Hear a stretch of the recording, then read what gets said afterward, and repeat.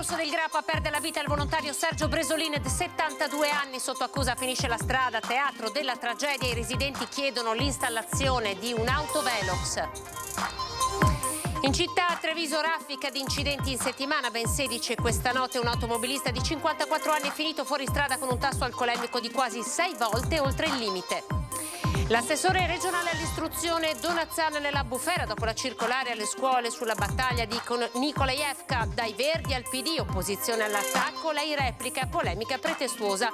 Deve pagare un corso ma sbaglia l'IBAN, i soldi finiscono all'Agenzia delle Entrate, l'odissea di un cittadino trevigiano che non riesce a riavere i soldi. Prima domenica ecologica di una sedia nel capoluogo, stop alle auto dentro le mura, nessuna sanzione ma città affollata di visitatori, 80.000 le presenze. Pasti a domicilio alle neomamme che hanno appena partorito. Il servizio in partenza a Povegliano apre uno squarcio sul sostegno ai neogenitori in cui i comuni sono impegnati in prima linea. Il carnevale entra nel vivo nella Marca, fine settimana di sfilate di carri allegorici e gruppi in maschera. Nervesa il colorato corteo ha percorso in notturna le strade del centro. Buona domenica, ben ritrovati TG Treviso. Siamo a Borso del Grappa con la tragedia di ieri sera dove ha perso la vita un 72enne, Sergio Bresolin, il teatro della tragedia via Molinetto. Vediamo.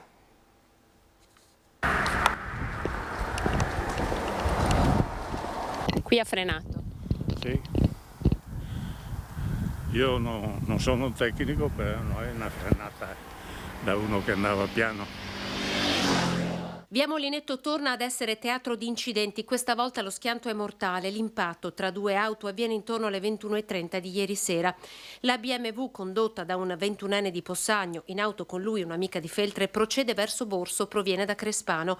L'auto della vittima, Sergio Bresolin, 72 anni, si sta immettendo da via Vecchia Molinetto, una via laterale, l'immissione è in salita, la visuale parzialmente coperta da una fitta vegetazione. Qui Bresolin deve aver ingranato la marcia per immettersi sulla provinciale. In quel momento stava sopraggiungendo la BMW che lo ha preso in pieno. L'impatto all'incrocio, il botto è talmente violento che l'utilitaria di Bresolin finirà la sua corsa a 300 metri di distanza. Immediato l'arrivo sul posto del 118 chiamato dai ragazzi che escono dall'auto illesi. Arrivano anche i carabinieri per i rilievi, il sindaco di Borso del Grappa, Flavio Delagnol, e Monsignor Fabris, ma per l'uomo non c'è più nulla da fare. I due giovani sono risultati negativi all'alcol test. Resta la velocità, probabilmente elevata, dell'auto e la visibilità, sicuramente precaria, che deve aver tradito Sergio Bresolin. Una morte che ha sconvolto i tanti residenti della zona che questa mattina si sono portati sul luogo dell'incidente. Una tragedia che ha riportato l'attenzione su interventi che potrebbero rendere molto più sicura questa strada. Secondo me è stata una bella frenata. L'alta velocità sicuramente, però ci sono tante cose da valutare. Io tante volte faccio proprio il giro sopra per evitare la statale. Tra di loro c'è il signor Luigi che proprio pochi giorni fa ha avuto un incidente simile a questo. Macchina fotografica al collo per testimoniare lo stato della vegetazione e lanciare un appello al sindaco di Borso. Io chiedo al sindaco prima di tutto che dovrebbero installare un autovelox e poi eliminare quella vegetazione qua lungo la strada che toglie la visuale a chi deve uscire da quella strada secondaria lì, perché non si vede niente, non parliamo quando è buio. Il mondo del volontariato è in lutto per la morte di Sergio Bresolin, anima della marcia alpina e tante altre manifestazioni che avevano a che fare con l'ambiente. Quando i soccorsi sono arrivati, via Molinetto era disseminata di cartelli del gruppo sportivo Alpini. Sergio Bresolin stava preparando la cartellonistica per la prossima camminata del gruppo sportivo di cui era l'anima. Sergio era la mia classe, lo vedevo la mattina e alla sera quando ritornavo a casa. Era un elemento veramente speciale perché era l'unico del comune di Borso che passeggiava tutte le strade del comune e raccoglieva le immondizie che trovava in strada. Non aveva figli Sergio, ma era un uomo capace di stare sempre in mezzo a tutti, giovani e anziani, con la sua passione per l'ambiente e per le passeggiate lungo la pedemontana. Con queste gite paesane che faceva era veramente... Poi il gruppo Alpini di Semonso lo accoglieva per fare un pranzo a mezzogiorno dopo aveva fatto l'escursione. Una persona buona, attenta, stimata, è un duro colpo per la nostra società, sono le parole del sindaco di Borso del Grappa. Con Sergio si erano incontrati proprio ieri, condividendo entrambi la passione per le camminate. Diverse le attività che sono nate a Borso grazie al suo impegno. Promotore e collaboratore di quella che era la marcia alpina all'interno del nostro comune. E sicuramente l'ha sempre portata avanti con caparbietà, è sempre stato, diciamo, la punta di diamante di questa marcia. Conoscevo veramente il cuore che aveva come volontariato del comune di Borso. Aveva figli? No, non era sposato, ma era un personaggio che amava tutti, amava gli anziani, i giovani e i ragazzi, soprattutto i ragazzi. Con queste gite paesane che faceva, era veramente... Poi il gruppo Alpini di Semonso lo accoglieva per fare un pranzo a mezzogiorno dopo aveva fatto l'escursione. Veramente mi è dispiaciuto molto di quello che è successo. Grazie. Veramente un personaggio da non dimenticare. Torniamo a Treviso, ma continuiamo a parlare di incidenti, raffica in questa settimana. Questa notte un automobilista è finito fuori strada con un tasso alcolemico inimmaginabile. Sentite. Per tutta la mia carriera questo è un tasso che non ho mai affrontato. Questa notte verso l'una una persona in Viale Brigata Marche ha centrato con la propria auto un palo e le due pattuglie che sono intervenute per fare i rilievi di legge hanno sorpreso questa persona con il 3,38 grammi al litro, quindi non si tratta di uno stato di ebbrezza ma di stato di ubriachezza, quindi la persona è scesa dalla macchina e si reggeva a malapena in piedi. Non solo una raffica di incidenti stradali registrati in città in questa settimana, ma anche dei veri e propri primati negativi come il tasso alcolemico con cui è stato sorpreso nella notte un 54enne di Treviso uscito di strada all'altezza del cantiere della nuova rotatoria di Selvana. Il suo caso segue di poche ore quello dei due automobilisti coinvolti in uno scontro in via Sant'Elena e risultati entrambi positivi all'alcol test.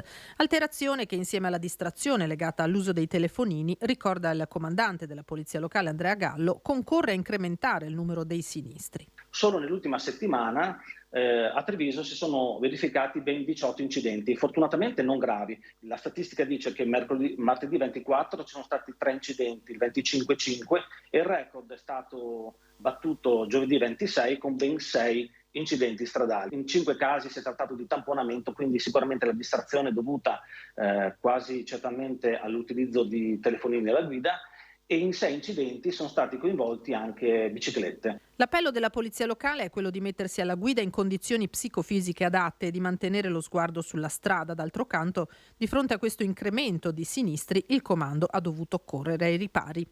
Ho dovuto incrementare ulteriormente gli agenti a disposizione del nucleo di infortunistica stradale e sicuramente anche il nucleo di pronto intervento di sicurezza stradale dovrà essere incrementato per dare una risposta immediata al rilievo degli incidenti stradali che, ricordo, poi creano rallentamenti al traffico, quindi creano anche disagi a tutta la popolazione che deve subire le conseguenze di questi numerosissimi incidenti che avvengono ogni giorno. La notizia di una rissa in centro sabato pomeriggio è stata smentita da Casugana, nel comando di polizia locale. Tutto è nato da un video sul social TikTok.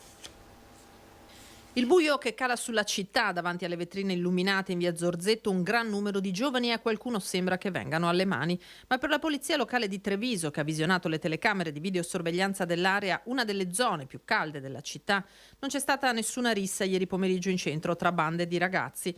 La notizia, diffusa nelle ore successive in seguito a un video postato sui social, per il comune non trova dunque conferma. Nessuna rissa nel sabato pomeriggio trevigiano, come sempre affollato di ragazzi. Non ci sarebbero stati calci e pugni, solamente un assembramento consistente di giovanissimi, come spesso accade nel fine settimana, in un'area del centro sorvegliata da vicino non solo dagli occhi elettronici ma anche dalle pattuglie di polizia, carabinieri, finanza e vigili urbani. Un quadrilatero, quello tra Piazza Borsa, via Zorzetto, l'ex Siamice, la stazione dei treni, che rimane fortemente presidiato proprio per evitare che si ripetano gli scontri visti lo scorso inverno. Nuove polemiche attorno all'assessore regionale Elena Donazzane, che ha inviato una circolare alle scuole del Veneto rievocando la campagna di Russia dove morirono moltissimi alpini. L'assessore, contestato soprattutto dal Partito Democratico, così risponde. Questa è una polemica inutile, pretestuosa, offensiva, ma non nei miei riguardi. Di solito quelli che mi attaccano lo fanno perché mi odiano proprio, io non ho mai odiato nessuno. La lettera alle scuole inviata il 26 gennaio che rievoca la battaglia di Nikolajevka per celebrare gli alpini nella loro giornata istituita nella scorsa legislatura. L'invito a promuovere la conoscenza e la riflessione tra i ragazzi su che cosa fu la campagna di Russia e quell'avverbio, purtroppo, accostato al movimento dell'esercito russo che stava ormai accerchiando quello italiano, ha scatenato una nuova polemica sull'assessore Elena Donazzan. Il segretario del PD, Andrea Martella, ha chiesto l'intervento immediato del Ministero dell'Istruzione per stigmatizzare, dice la circolare, che piega, si legge, la battaglia degli alpini ad una sorta di esaltazione del regime fascista. Non si è fatta attendere la risposta di Donazzan, che ha chiarito così quel passaggio della circolare. C'è una legge dello Stato, una legge nuova, votata anche dal PD, all'unanimità, che istituisce il 26 di gennaio come giornata della memoria del sacrificio degli alpini e si fa riferimento alla battaglia di Nikolajevka. Solo la malafede, ma veramente l'offesa nei confronti di quei caduti, di quei morti, può far leggere una lettera che richiama il rispetto di una norma come quella che ho scritto io in questo modo. Quel purtroppo, cari signori, va letto in buona fede, non in malafede, ed è legato proprio al sacrificio degli alpini. La vicenda però è destinata ad andare avanti con il segretario del PD Veneto, che ha promesso che la prossima settimana in Parlamento e in Consiglio regionale sarà presentata un'interrogazione.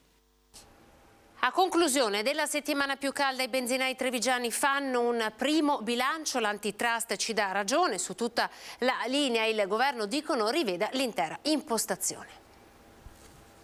Se il governo rimette in mano il decreto e quindi toglie quel cartello lì, si opera per quel motivo? No.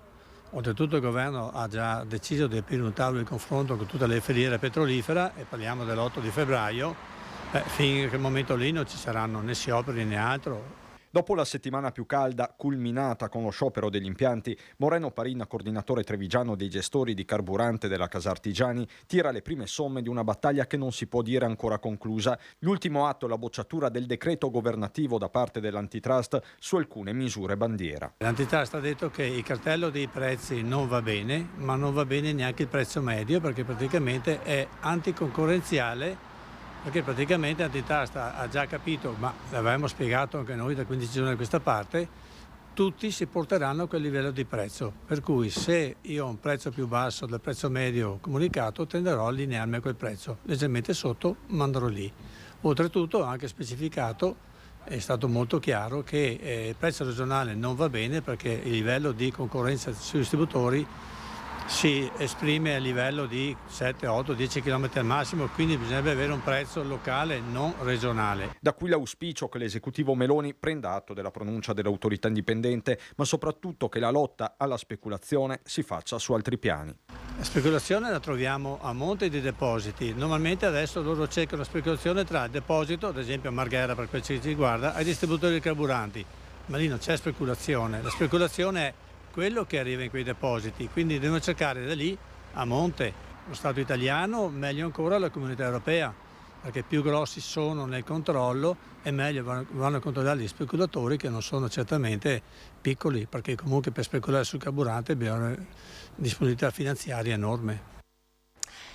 Prima domenica ecologica di una lunga serie, 80.000 persone hanno scelto comunque di visitare la città in questa giornata. Varchi e i principali accessi sul PUT, presidiati dagli agenti della polizia locale, hanno impedito l'ingresso alle auto in centro storico. Una giornata che comunque non ha impedito a cittadini e turisti di vivere la città. Non vi sono stati problemi alla viabilità né alcuna sanzione è stata staccata, come conferma il comandante Andrea Gallo. Il traffico è rimasto scorrevole per tutta la giornata, particolarmente intenso invece il traffico che portava lungo la via del mare. In occasione della giornata ecologica Treviso Sotterranea e il clan del distretto Treviso Est degli Scout d'Europa FSE hanno promosso nella mattinata una campagna di pulizia generale lungo le mura. L'iniziativa, organizzata in collaborazione con il Comune Contarina, ha consentito di ripulire dai rifiuti alcune aree pubbliche della cerchia muraria, alcune delle quali difficilmente accessibili, permettendo la raccolta, la differenziazione e lo smaltimento dei rifiuti abbandonati sul sedime del monumento storico. I volontari di Treviso Sotterranea e i rover dei gruppi scout di Carbonera, Silea, Meulo, Fossalta, Noventa di Piave e Roncade hanno provveduto anche alla raccolta delle ramaglie. E continua intanto a far discutere la direttiva dell'Unione Europea sull'efficientamento degli edifici maggiormente energivori. Costi e tempistiche preoccupano i cittadini e le imprese. Il patrimonio immobiliare in Veneto conta 1.180.000 abitazioni, 760.000 quelle maggiormente energivore, che si trovano cioè nelle ultime 3 classi energetiche e che, stando alla direttiva proposta dall'Unione Europea, entro 7 anni dovrebbero essere ristrutturate per un migliore efficientamento. Per rientrare in questo tipo di riqualificazione che l'Unione Europea ci chiede, in 7 anni noi dovremmo essere in grado di restaurare circa 300 edifici al giorno. È chiaro che sarà impossibile da un punto di vista oggettivo poterlo fare e sarà, ahimè, ancora più difficile poterlo realizzare perché mancheranno anche i soldi da parte dei nostri committenti affinché questo succeda. Se per restaurare un appartamento i costi vanno dai 4 ai 700 euro al metro quadro, i conti sono presto fatti. Un appartamento di 100 metri quadrati ha un costo che può variare dai 40 ai 70 mila euro e sicuramente non è cosa alla portata di tutti. L'auspicio di Ance Veneto è che si rimetta mano alla direttiva tenendo conto delle tempistiche e dei costi necessari per attuarla, senza dimenticare, spiega il presidente Ghiotti, che l'Italia ha caratteristiche diverse rispetto agli altri paesi europei, dove la gran parte degli edifici sono di proprietà di grosse aziende immobiliari in grado di assorbire economicamente le spese, ricordando poi che il nostro paese è caratterizzato da piccoli borghi con strutture di rilevanza storica. Certo è, conclude il numero 1 dei costruttori veneti, che è assolutamente necessario un passaggio culturale e una riqualificazione del nostro territorio. Case che consumano per esempio il 60% dell'energia che procuriamo, fabbricati che emettono il 21% di CO2 e parliamo del 64% di polveri sottili in atmosfera. Le nostre case sono dei motori a gasolio accesi dalla mattina alla sera. Pasti a domicilio, le neomamme che hanno appena partorito, il servizio è in partenza a Mogliano. Aveva deciso di frequentare un corso informatico al Duca degli Abruzzi. Per il momento Alessio è disoccupato e queste lezioni potrebbero aprirgli una nuova strada, altre opportunità lavorative. Prima di iniziare le lezioni ha pagato la quota prevista, 200 euro. E qui scatta il problema. I soldi alla scuola non sono mai arrivati. Il Duca degli Abruzzi ha in qualche maniera dato dei codici IBAN per fare il pagamento del corso, solo che l'IBAN di competenza non era quello giusto. E così i soldi sono finiti all'Agenzia delle Entrate di Pescara. Il Duca degli Abruzzi ha spiegato di aver cambiato tipologia di pagamento, ma non ha messo al corrente i corsisti. Ho mandato una serie di mail, una serie di documentazioni per avere il rimborso. A tutt'oggi, 26 gennaio 2023, il fatto è successo il 6 dicembre 2022, e devo ancora avere i soldi indietro. Non solo il danno, ma anche la beffa. Tra l'altro l'Agenzia delle Entrate di Pescara mi ha mandato un malloppone dove sembrerebbe che quasi quasi fossero loro ad avanzare i soldi, i 200 euro. L'Agenzia delle Entrate non sembra sentire ragioni e Alessio ha dovuto sborsare nuovamente altri 200 euro per poter seguire i corsi. Quando lo Stato avanza i soldi ti perseguita, quando sei tu c'è sempre tempo. Vi abbiamo raccontato in questo servizio l'odissea di un cittadino che non riesce ad avere indietro i soldi pagati per un corso dall'Agenzia delle Entrate. Vi facciamo vedere ora invece il servizio che racconta dell'iniziativa di Povegliano legata alla distribuzione di pasti a domicilio per mamme che hanno appena partorito. Che il senso del cibo non è semplicemente il cibo che ti può arrivare a casa, che quindi può essere un gesto veramente di aiuto concreto, ma con questo gesto diventa proprio un prendersi cura della mamma. Pasto gratuito a domicilio alle mamme per una settimana dopo il parto. Sarà il comune di Povegliano a mettere in campo da febbraio il nuovo servizio, insieme a una serie di altre iniziative dedicate alle famiglie con bambini dagli 0 ai 3 anni. 1000 giorni determinanti per la formazione dei piccoli ma anche dei genitori, e il primo supporto è stato pensato proprio per la mamma reduce dal parto. Attraverso il cibo noi passiamo tantissimi pensieri, passiamo tantissime emozioni, quindi diciamo che questo pranzo gratuito alle neomamme diventa un aiuto, in modo anche di dire alle mamme, che poi ovviamente anche alle famiglie, noi ci siamo. Un tema di drammatica attualità dopo la morte in un ospedale romano di un neonato soffocato mentre la madre esausta si è addormentata. Covid e i protocolli Covid hanno aggravato la situazione, tanto che all'interno dei punti nascita, e questo è il racconto di tutte le madri che noi ascoltiamo, sono rimaste sole, nel senso che a parte il personale che le ha seguite non potevano entrare i padri, in alcuni ospedali ancora questo sta succedendo. La riflessione sui reparti ospedalieri, ma anche sul dopo, sul ritorno a casa, da Povegliano a Treviso, dove il comune ha rinnovato gli appuntamenti della rete Primi Passi. Sostenere i genitori, quindi non solo le mamme, ma anche i papà, in questa fase, e quindi nella fascia 0-3, è cruciale per la tenuta della mamma, per la crescita sana del bambino e anche per la tenuta della coppia. Salute ora con la saletta dedicata al cafoncello ai malati di fibromialgia, una malattia apparentemente invisibile ma che fa passare chi ne è affetto spesso come scansafatiche. Vediamo. Come ci si sente con questa sindrome addosso? Beh, è un rebus ogni mattina, perché non sai mai come ti svegli. I dolori variano da un braccio, una gamba, la schiena, la testa, cioè non ha un punto fisso, e non si dorme poco, e quel poco che si dorme non è ristoratore. Quindi fate fatica a lavorare anche? Sì, beh, io ho smesso perché sarei rimasta a casa. Senta, ma è vero che siete scambiati per degli scansafatiche? Sì, a volte sì, perché non si vede. Colpiti dalla malattia ma anche dai pregiudizi della gente. Così si sentono le persone affette da questa patologia che colpisce principalmente le fasce muscolari. Sono persone che hanno un'associazione di sintomi che va dalla cefalea alla debolezza muscolare e che, non essendo riconosciuta, peregrinano da uno specialista all'altro. Una malattia poco conosciuta anche dallo Stato. La sindrome fibromialgica purtroppo non è riconosciuta né a livello di LEA, quindi del Ministero, né quindi ovviamente nelle commissioni invalidi della legge 104. Una sindrome che, pur essendo considerata rara, negli ultimi tempi sta crescendo in diffusione. In Italia si presuppone siano 1,5 milioni di persone, perché fa parte sempre della categoria della reumatologia, ma c'è un bel studio che parla di 1,5% sulla popolazione over 18, e in particolare questa sindrome colpisce un'età che è estremamente lavorativa, da 25 a 55 anni. E proprio per dare visibilità anche a questi malati che al Cafoncello c'è stata una giornata di studio dedicata ai medici di famiglia. Sensibilizzare i medici di famiglia, ma sensibilizzare anche le istituzioni, quindi anche l'ULSS, per ovviamente essere sempre più compartecipe di questa problematica. Ma l'impegno è andato oltre, con l'inaugurazione di una sede dell'associazione che li rappresenta.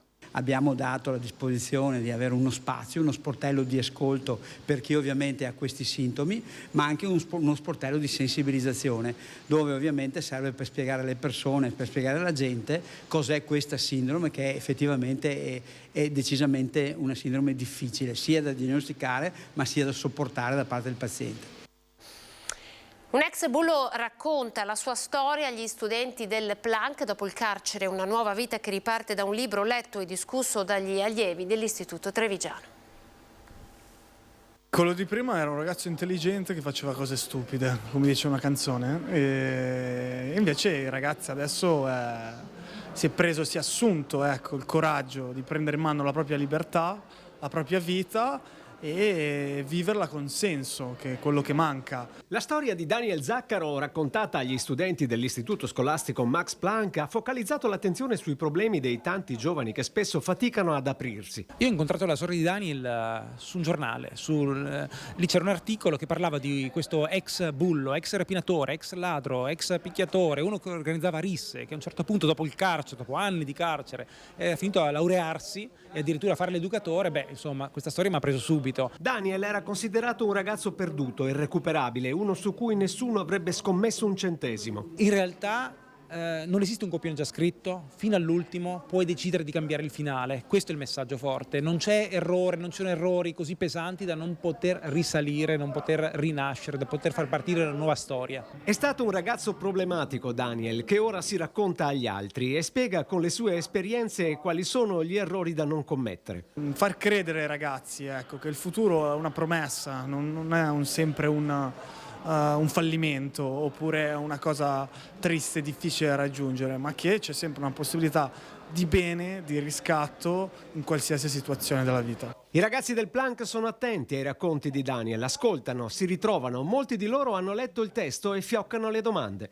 È stato molto interessante, mi ha preso molto, l'ho letto velocemente proprio perché prendeva molto ed è scritto con un linguaggio comunque vicino a noi ragazzi. Mi è piaciuto anche il modo in cui ha raccontato la storia. La tematica del bullismo e comunque di un vissuto così importante e travagliato come quello che viene raccontato in questo testo, molto vicino all'esperienza a volte dei ragazzi, sicuramente ci ha dato modo di fare una riflessione in maniera meno ortodossa, se vogliamo, secondo me incide molto di più sulla formazione.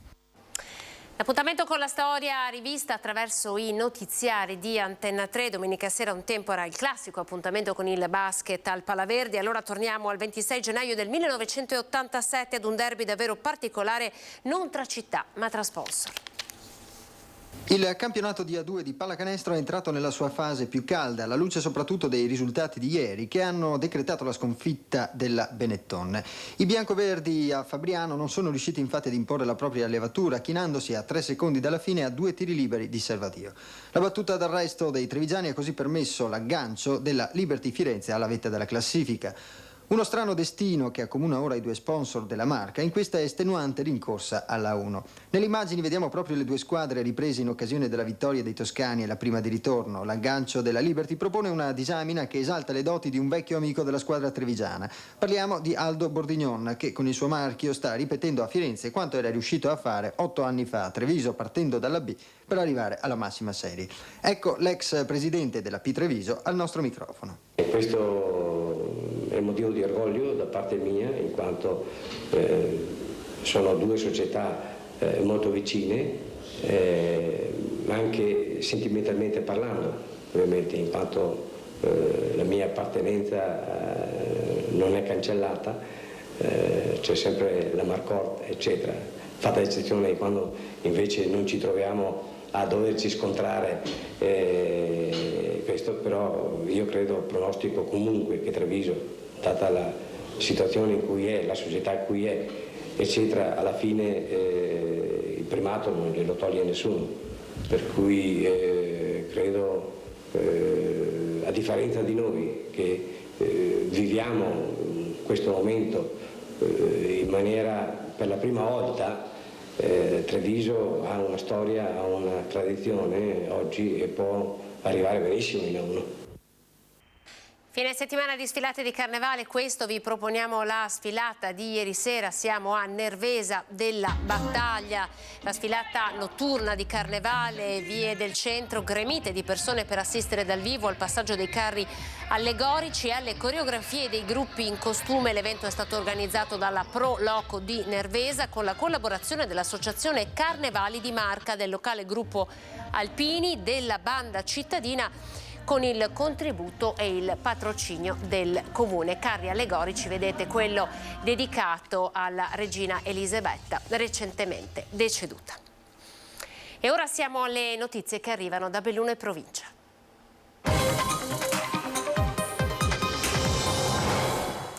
Partiamo dalle notizie che ci portano in montagna. A Auronzo, passato mezzogiorno, una squadra del soccorso alpino è intervenuta in supporto dell'ambulanza della Croce Bianca per un 42enne di Pordenone colto da un malore durante una passeggiata intorno al lago di Misurina. L'uomo che era in compagnia è stato portato all'ospedale di Cortina per gli accertamenti del caso. Alle 14:40 invece Tambre, Belluno, è scattato l'allarme per una escursionista scivolata mentre in compagnia stava scendendo lungo il sentiero che dal rifugio Semenza porta al Sasso della Madonna. Sbarcati con un verricello di 30 centimetri, medico e tecnico di Eli Soccorso hanno prestato le prime cure alla 63enne di Belluno a seguito di una sospetta frattura alla gamba.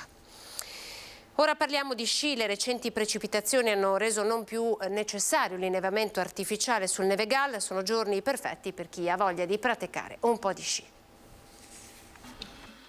Dopo tempi bui, specialmente in epoca Covid, e dopo le difficoltà quest'anno di inizio stagione per la carenza di neve, finalmente sul Nevegal splende il sole, in tutti i sensi. Sole che in questi giorni ha abbracciato le piste alle porte di Belluno e che ha reso entusiasti gli appassionati dello sci che non hanno perso l'occasione di godersi le piste perfettamente preparate. Nevegal, come l'ha trovato? Molto bello oggi.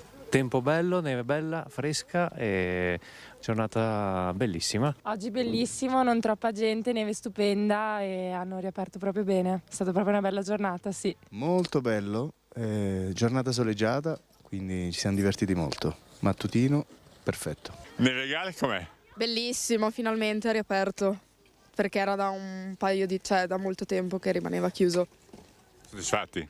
Assolutamente, sì. Nevato, tutto aperto, quindi venite a sciare. Fantastico, neve stupenda oggi, le piste belle battute, direi che sarà un fantastico inverno, speriamo continui così.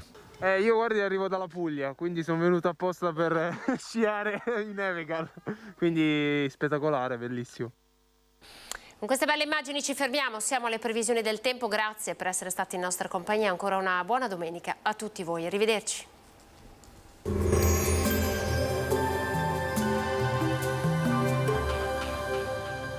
Cooperativa Agricola Volpago offre carne fresca di prima qualità. Ci trovi a Volpago del Montello, Pieve del Grappa, Tre Baseleghe e presso lo spaccio del contadino a Dolo e Massanzago. Bentrovati al meteo. La tendenza per l'inizio della settimana mette in luce una situazione buona grazie alla presenza dell'alta pressione. Il dettaglio di lunedì 30 gennaio. Sul Veneto tanto sole con cielo sereno o poco nuvoloso, salvo iniziali nebbie sparse in pianura, ampie schiarite a seguire. Il pericolo di valanghe sulle Dolomiti rimarrà invariato e continuerà ad essere di grado 3, ovvero marcato. Temperature in calo, minime sotto zero praticamente ovunque, massime tra 2 e 6 gradi. Spostiamoci ora sul Friuli Venezia Giulia. Anche in questo caso sarà soleggiato, con cielo poco nuvoloso e con una maggiore nuvolosità localizzata sulla fascia orientale della regione e sulla zona montana, specie al confine con l'Austria. Temperature minime tra -1 e -3 gradi, massime sui 4-6 gradi all'incirca.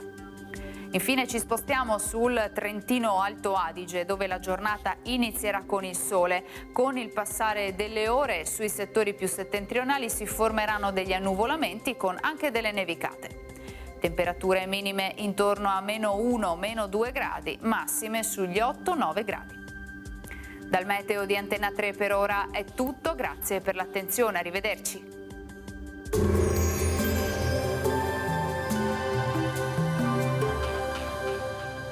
Cooperativa Agricola Volpago offre carne fresca di prima qualità. Ci trovi a Volpago del Montello, Pieve del Grappa, Tre Baseleghe e presso lo spaccio del contadino a Dolo e Massanzago.